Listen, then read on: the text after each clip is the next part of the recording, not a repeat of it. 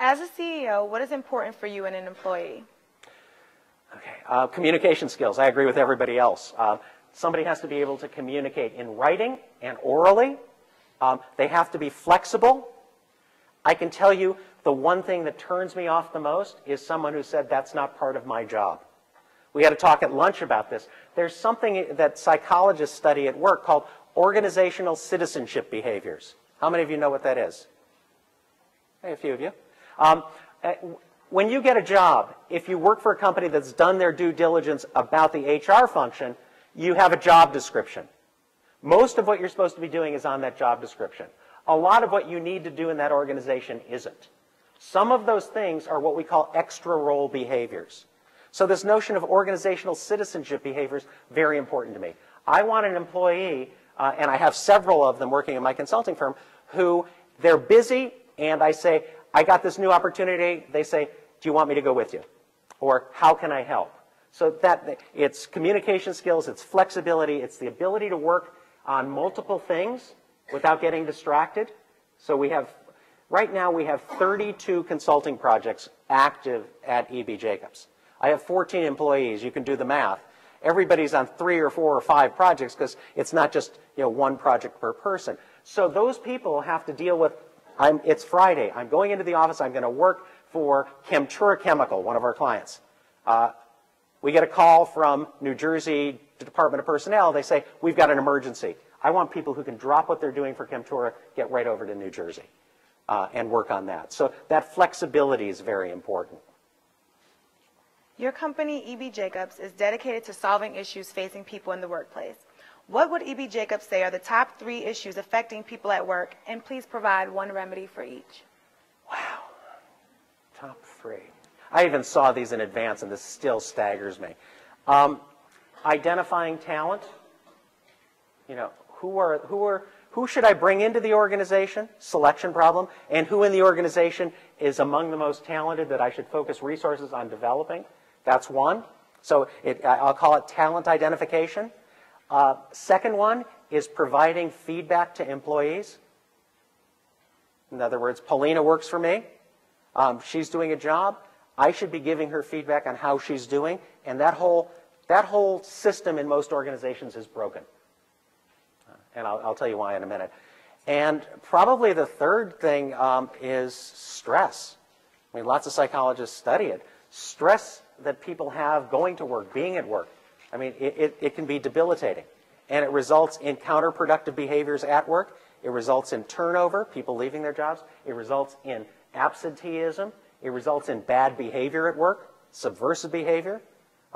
It results in really terrible things when some people come to organizations and bring weapons to those businesses, and that's not unheard of. So I would say talent identification, performance management, and stress.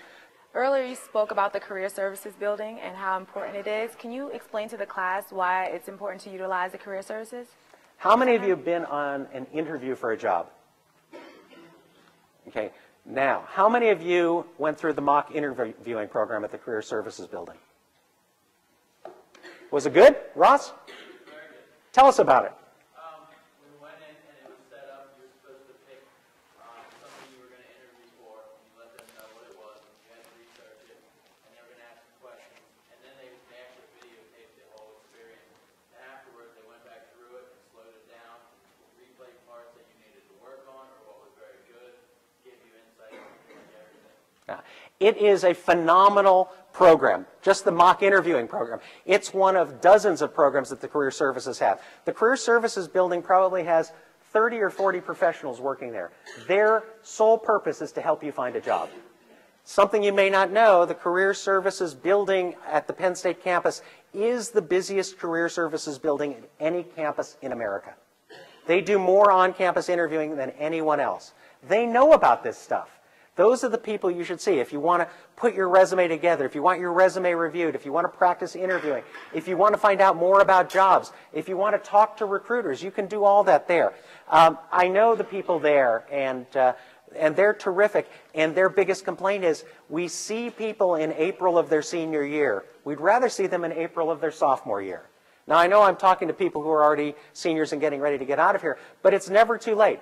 they can help you. So that's a great place to go. And this mock interviewing program, which started about 20 years ago, has just been phenomenal.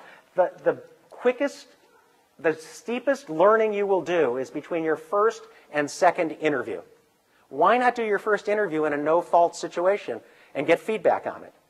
Employers usually recruit workers who fit to specific organizational needs. What tactics do you believe can set a student apart from other applicants? I just went through this with a couple of my students because they were going to interview, and this is where the technology is so valuable. You can get online and find out a ton of stuff about organizations. You need to do that before you go and interview.